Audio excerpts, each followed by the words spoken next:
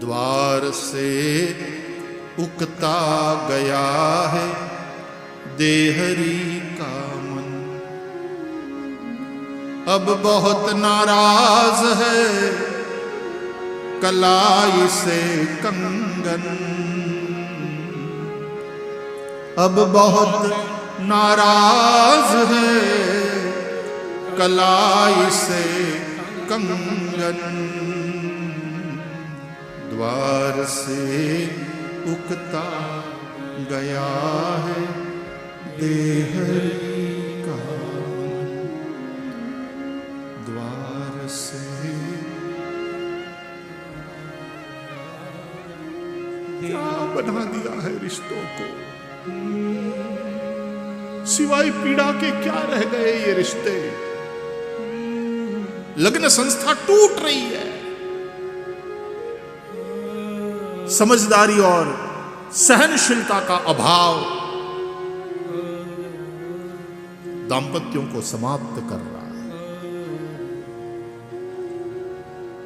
जहां वो समझदारी है, वो सहनशीलता है, वो समर्पण है। राम ने सीता का त्याग किया नहीं, करना पड़ा। और दिल से सीता हटी नहीं। और सीता भी राम के प्रति जितनी समर्पित है कि अंत में धरती में समाते समय भी राम से यही कहती है कि त्वमेव भर्ता न च विप्रयोगा। जन्म जन्म आप ही मेरे स्वामी हो। और फिर से इस प्रकार से हमें सेपरेट न होना पड़े, अलग न होना पड़े। सती ने मरते समय योगाग्नि में अपने देह को जलाकर राख करते समय भगवान श्री हरि से वरदान मांगा कि जन्म जन्म शिव चरणों में मेरा अनुराग रहे। ये प्रेम है।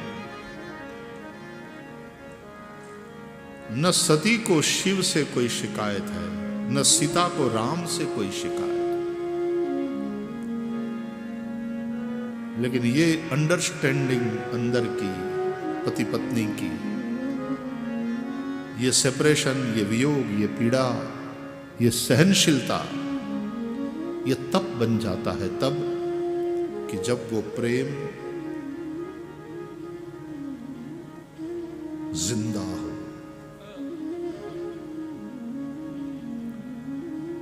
इन कथाओं से, राम के चरित्र से, सीता के चरित्र से, शिव और सती के चरित्र से यही सीखना है कि संबंध क्या होता है।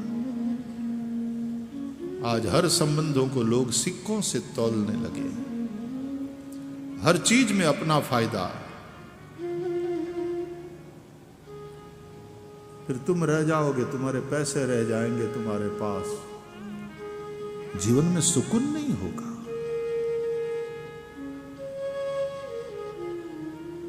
लग्न संस्था टूट रही है। बच्चे दुखी हो रहे हैं। हम सोसाइटी को किस ओर ले जा रहे हैं? समाज का ताना बाना खत्म हो रहा है।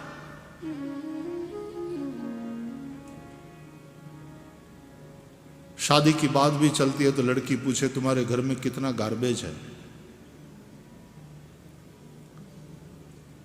यानी घर में बड़े बूढ़े कितने हैं जिसकी सेवा मुझे करना पड़ेगा। अरे बेटे, ये घर की संपत्ति है। बड़े बुजुर्ग, उनके आशीर्वाद, उनके पास जो अनुभव है उसका लाभ मिलेगा तुम्हें। उनकी गोदी में तेरे बच्चे पलेंगे, उनमें संस्कार आएंगे। दादा से, दादियों से बात, कथाएं, कहानियां सुनते सुनते बच्चे बड़े होते हैं। और अनडिवाइडेड हिंदू फैमिली, मैं तो कहता हूं ये भारत का गौरव है।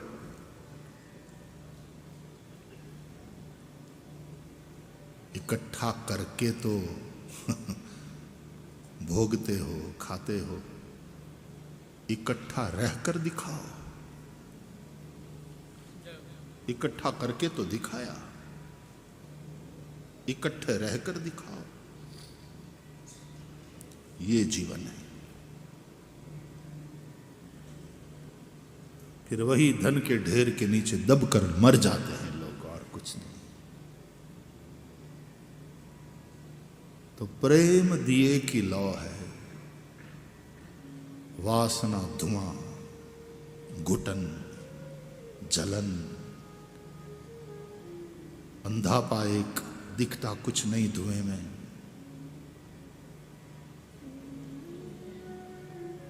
कि जैसे मंदिर में लौ दिए की, प्रेम में जीवन। हम लोग मानव समाज अधिकांश, हम इसी वासना, अपना स्वार्थ, इसी के कारण दुखी, अपने स्वभाव के चलते दुखी। काल, कर्म और स्वभाव तीन दुख के कारण बताए गए हैं भागवत में। लेकिन काल के चलते जो दुखी है वो काल बीत जाए तो फिर से दुख से मुक्त हो जाएगा, फिर सुखी हो जाएगा। कर्म के कारण जो दुखी है वो अपने कर्म का भोग ले, फिर सुखी हो जाएगा। लेकिन जो स्वभाव के कारण दुखी है उसको कोई सुखी नहीं कर सकता।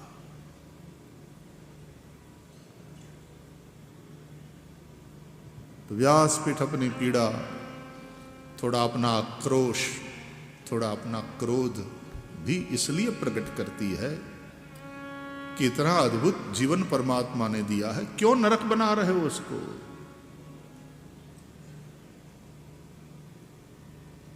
असहिष्णुता, टॉलरेंस नहीं, स्वार्थ स्वार्थ स्वार्थ, me and my space, I want my space, I want my privacy. ये माय माय माय ने ही मार डाला है। संयुक्त परिवार में जीने का एक आनंद है। यदि રહેવાનું આવડવું જોઈએ, અને ત્યારે બને કે જ્યારે ઘરના વડીલ કોઈ એક હોય, એની આમન્યામાં બધા હોય, એની આજ્ઞામાં હોય,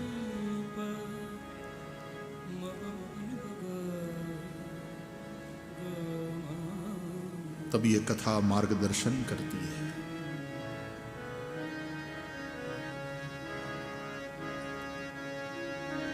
मन की विशुद्धि जहां है वहीं पर वो भावनाएं प्रेम बन करके प्रकट होती है। जहां मन मलिन है वहां वही भावना वासना बन करके उपद्रव करेगी।